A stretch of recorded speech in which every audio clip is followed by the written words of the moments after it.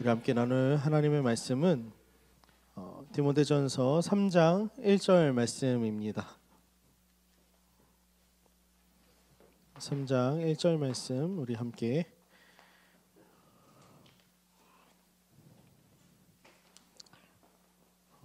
한 절의 말씀이니까 우리 함께 3장 1절 말씀 한 목소리로 읽도록 하겠습니다. 시작. 미쁘다 이 말이여 곧 사람이 감독의 직분을 얻으려 함은 선한 일을 사모하는 것이라 함이로다. 아멘. 우리 앞뒤 좌우로 인사해 볼까요, 여러분?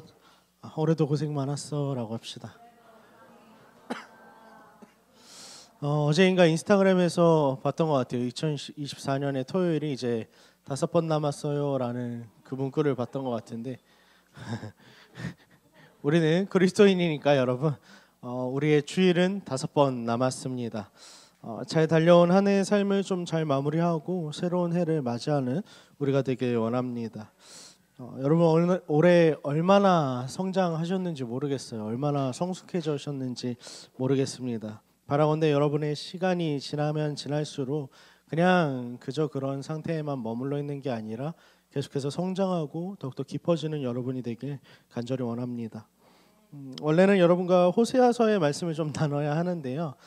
오늘 정기총회도 있고 좀 여러모로 묵상하다 보니까 소그룹도 없고 뒤에 조금 본문을 자유롭게 해서 이전에 묵상하던 디모데전서 3장의 말씀을 좀 나누려고 합니다.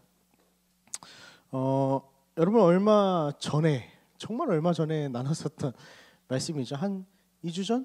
3주 전이에요. 조금만 우리의 기억을 돌이켜 봅시다. 예. 여러분 디모데전서의 주제가 뭐였죠? 할렐루야. 에베소 교회 안에 들어온 그 거짓 교사들이 에베소 교회에 있었고 그 교회를 감독으로서 다스리고 목양하는 목회자인 디모데라고 하는 청년 목회자가 있었죠. 그런데 그 가운데 거짓 교사들이 들어와서 잘못된 복음, 가짜 복음들을 전해줌으로 인해서 교회에 분란이 생기고 문제가 생겨서 이제 디모데야 진짜 복음은 무엇인지에 대해서 설명해주고 진짜 복음으로 살아가는 삶은 무엇인지 알려줌을 통해서 너는 이제 믿음의 선한 싸움을 싸워라 라고 말하는 게 디모데 전서의 이야기입니다. 우리 오늘 본문 1절 말씀 한 번 더 읽어볼까요? 함께 읽겠습니다. 시작. 미쁘다 이 말이여 곧 사람이 감독의 직분을 얻으려 함은 선한 일을 사모하는 것이라 함이로다. 아멘. 오늘 말씀은 여러분 우리가 믿음의 선한 싸움을 이어나가야 하는 한 가지 영역을 우리에게 소개하고 있습니다. 그 영역은 무엇이냐면 1절 말씀에서 살펴보면 감독의 직분을 원하는 것, 감독의 직분을 얻으려 함은 곧 무슨 일이라고 이야기해요? 선한 일을 사모하는 것이다 라고 이야기하죠.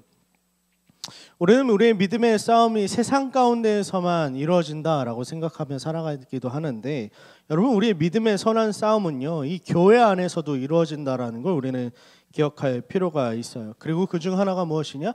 직분자를 세워가는 일이라는 것이죠. 직분을 사모하는 것이라는 겁니다. 그런데 문제는 뭐냐면 우리가 직분이라는 이야기를 들었을 때 여러분 어떤 이미지를 가장 먼저 받으세요? 긍정적이에요? 부정적이에요? 물론 뭐야 긍정도 아니고 부정도 아니고 그냥 저는 중립을 지키겠습니다 이런 거예요.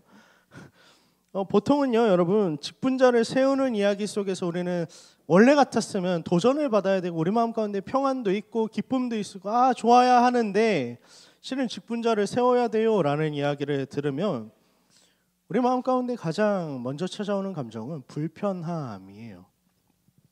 아마 요즘 청년들에게 직분이라는 것을 이야기하면 아마 긍정적인 생각들보다는 부정적인 견해들, 부정적인 어떠한 생각들이 더 많을 겁니다.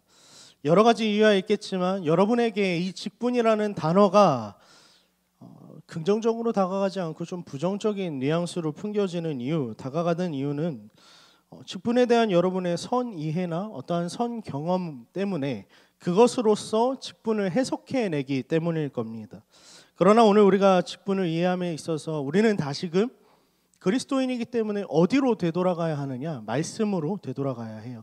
말씀은 도대체 직분이라는 것에 대해서 무엇이라고 말하고 있는가라고 말이죠. 여러분, 오늘 바울은 1절 말씀을 시작함에 있어서 특별한 미사여구를 붙여서 이야기해요. 그게 뭐예요? 미프다 이 마리어라고 이야기합니다. 이 표현은요, 디모데 전서와 후서에서 바울이 늘 핵심적인 진리 이야기를 다룰 때 늘 이야기하던 거예요. 몇 번 나오지 않아요. 미프다 이 마리어, 이제부터 나오는 이야기는 진짜 중요해라는 바울의 선언과도 같은 거죠. 그런데 그 미프다 이 마리어 다음에 바울이 뭐라고 이야기해요? 1절 다시 한번 읽어볼까요? 함께 읽겠습니다. 시작. 미프다 이 마리어 곧 사람이 감독의 직분을 얻으려 함은 선한 일을 사모하는 것이라 함이로다. 아멘. 여러분, 감독이라는 직분이 무엇인지는 좀 이따가 살펴보는 걸로 하고, 1절에서 바울은 이 직분을 얻으려 함, 그것은 선한 일을 사모하는 것이다 라고 말하고 있어요. 여러분, 직분을 얻는 게 도대체 왜 선한 일을 사모하는 것인지 우리는 고민을 해볼 필요가 있습니다. 직분이 뭐죠? 직분은 직분이죠. 직분은요, 여러분, 사람의 필요에 의해서 혹은 우리들의 어떠한 사람의 공동체의 필요에 의해서 세워진 게 아니라는 걸 우리가 기억할 필요가 있어요. 신약 시대에 와서 직분이라는 건 없었는데 어느 순간에 특정한 필요에 의해서 생긴 게 직분이 아니라는 거죠. 직분은 늘 말씀 가운데에서 누가 제정하신 거냐? 하나님이 제정하신 거예요. 하나님이 허락하셔서 이 교회라는 공동체 안에서 이 공동체를 섬길 수 있도록 하나님이 제정하신 것이 바로 그 자리가 직분이라는 거죠. 그러므로 직분을 얻고자 함은 다시 말하면 주의 몸된 교회를 내가 섬기겠습니다라고 하는 자리를 의미합니다. 그래서 교회를 세워가는 선한 일이 되는 것이 바로 직분을 얻길 원하는 것이라는 거죠. 여러분, 세상에서 우리에게 무엇을 자꾸 요구하냐면 날이 갈수록 우리는요 더욱더 나의 어떠한 이익을 추구하는 인생을 살라고 압박을 참 많이 받아요. 우리는 손해보지 않기 위해서 끊임없이 노력하는 삶을 삽니다. 뭔가 조금이라도 손해보면 불같이 분노를 쏟아내고 뭔가 내가 삶을 조금이라도 양보해야 되는 순간이 오면 우리는 득달같이 달려들어서 내 밥그릇만큼은 어떻게든 챙겨보려는 그런 모습을 보이죠. 그런데 여러분, 선한 일을 사모하는 이 직분의 자리에 서는 순간 우리는 어떻게 되냐면요, 손해볼 수밖에 없는 삶을 살게 되어 있습니다. 왜냐하면 직분이라는 것은 단순히 세상에서 어떠한 계급 차원의 이야기가 아니라, 그래서 수직적인 남들을 짓밟고 올라서는 어떠한 군림하는 그러한 개념의 자리가 아니라 그리스도께서 핏값으로 주고 사신 이 교회를 내가 내 삶을 소비해서 그것을 내가 섬기는 것이기 때문입니다. 그렇기 때문에 교회를 섬기는 그 일에는요, 우리의 시간도 노력도 열정도 심지어 돈도 들어가기도 한다는 거예요. 그렇기 때문에 직분을 얻는 것은 끊임없이 손해보는 자리로 나아가는 삶이라는 거죠. 그러나 우리가 그 선한 일을 사모하게 되는 이유가 무엇이죠? 손해보는 삶일지라도 우리가 이 공동체를 섬기는 일에 계속해서 서려고 노력하는 이유는 나의 삶이 어떠한 교회라고 하는 하나님이 우리에게 허락하신 그 공동체가 단순히 나에게 어떠한 유익을 주는 방편으로만 수단으로만 여기는 것이 아니라 그리스도께서 죽기까지 우리를 사랑하신 그 증거가 이 교회이기 때문입니다. 사랑하는 청년 여러분, 우리는 오늘 예배 후에 정기총회를 진행할 거예요. 그리고 우리는 내년 공동체와 교회를 섬길 직분자들, 임원들을 선출합니다. 사람들은 그 자리를 가리켜서 무엇이라고 이야기하냐면요, 너 임원할래? 라고 물어보면 손사래를 쳐요. 아니요 라고 말이죠. 손해보는 자리, 어려운 자리라고 생각합니다. 그래서 그 자리를 감당하는 걸 상당히 꺼려해요. 요구하면 저는 제 삶이 바빠서요, 제 삶이 더 이상 내어드릴 수 없을 것 같아서요 라고 이야기합니다. 그래서 실은 그 자리를 참 감당하는 걸 꺼려하게 되어 있습니다. 그런데 여러분, 제가 이번 한 주 동안 여러분이 추천해 준 그 후보들을 받고 후보들과 연락을 하면서 제가 무엇이라고 분명하게 이야기했냐면, 이 직분 임원이라고 하는 자리를 여러분 어거지로 감당하지 말고 기쁨의 자리로 감당하시길 바랍니다라고 늘 이야기했던 것 같아요. 후보가 되지 않은 여러분들도 마찬가지예요. 임원의 자리에 서 있지 않을지라도 여러분 교회를 세워가는 일에 여러분 반감을 가지거나 나의 삶을 손해보는 것이어서 분노하지 말고 제발 여러분 그것을 꺼려하는 삶이 아니라 여러분 섬김의 자리를 사모하고 그 선한 일을 향해 나아갈 수 있길 간절히 소망합니다. 반드시 여러분 내가 한 가지를 단언할 수 있는데 그것은 하나님은 반드시 그 섬기는 우리의 손길을 통해서 이 교회라고 하는 공동체를 세워 나가실 겁니다. 아까 말했던 그 감독이라고 하는 직분은 무엇이냐면요. 감독이라는 말이 좀 어색하죠. 우리는 장로교다 보니까. 이 감독이라고 하는 직분은 무엇이냐면요. 성경에서 교차적으로 쓰이는데 장로와 동일한 단어로 쓰여요. 단어는 다르지만 의미가 같아요. 예를 들면 장로가 나이, 질서, 어떠한 권위를 강조하는 유대식의 표현이라고 한다면 이 감독이라고 하는 직분은요.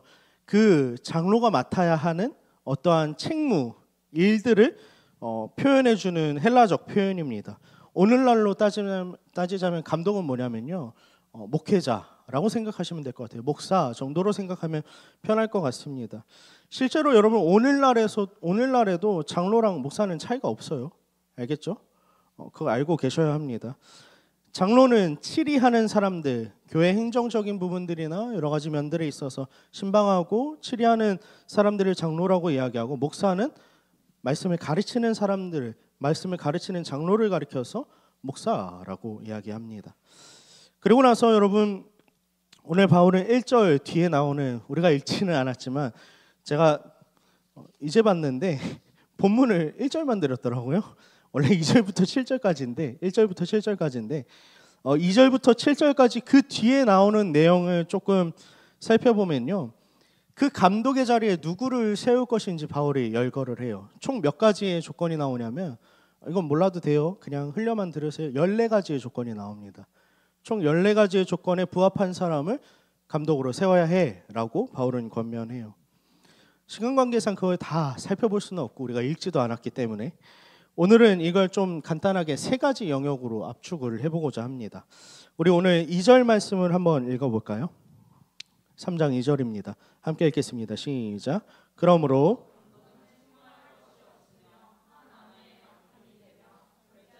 신중하며 단정하며 나그네를 대접하며 잘하며.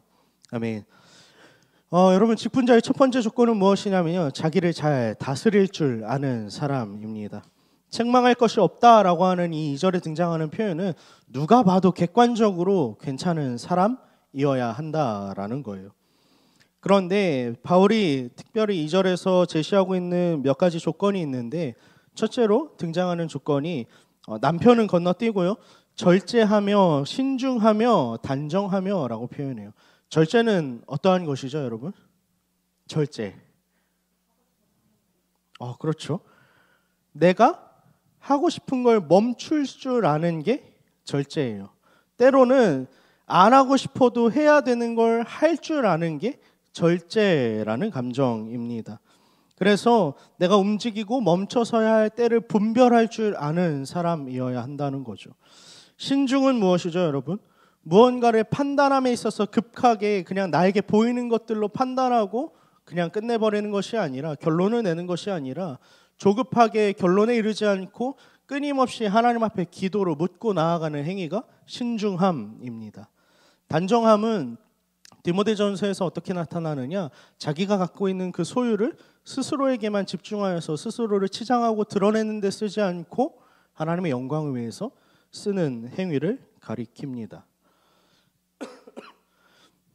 두 번째로 직분자의 특징은 무엇이냐면요. 자신의 삶의 경계를 넓혀간다라는 거예요. 2절 맨 마지막에 보면 이렇게 나와 있습니다. 나그네를 대접하며 가르치기를 잘하며 라고 말이죠. 자신의 삶을 잘 다스릴 줄 알 뿐만 아니라 자신이 갖고 있는 그 복음으로 말미암아 다른 이들을 대접하고 지경을 계속해서 넓혀가는 삶을 살아가야 한다라는 거예요.